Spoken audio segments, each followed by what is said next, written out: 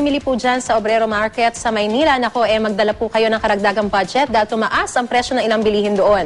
Ang mainit na balita hatid ni Bernadette Reyes. Masigla ang bentahan ngayon sa Obrero Market sa Blumentritt sa Maynila dahil bukas ang pista ng Santo Niño de Tondo. Sa ganadero, mas mababa dahil sila nagbabagsak. Piyesta po ng Tondo, Santo Niño, kaya medyo mabili kanina pa madaling araw. Sana nga hanggang mamayang hapon. Hindi ho kaya mas mahal dahil nga piyesta? Po, same price din po, ma'am. Yun nga lang naghihigpit ng sinturon ng mga mamimili dahil nagtaas ang presyo ng ilang bilihin. Konti-konti lang ang binibili namin, tapos pinagkakasya lang pang araw-araw namin.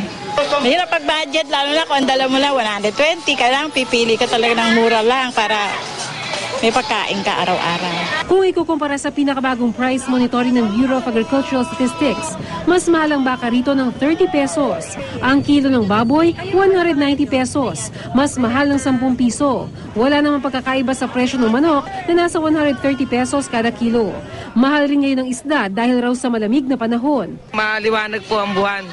Kaya mahal ang isda, walang mahuli. Ang galunggong na 130 pesos base sa monitoring ng BAS, 140 sa Obrero Market. Ang tilapia, mas mahal rin dito ng 10 pesos. Wala pong biyahe. Kaya pag masimahal, kumakagat kami para may maitinda kami. Tumaas din ang presyo ng ilang gulay, kabilang na ang talong, kamatis at repolyo.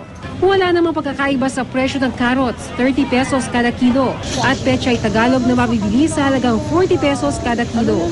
Bernadette Reyes, GMA News.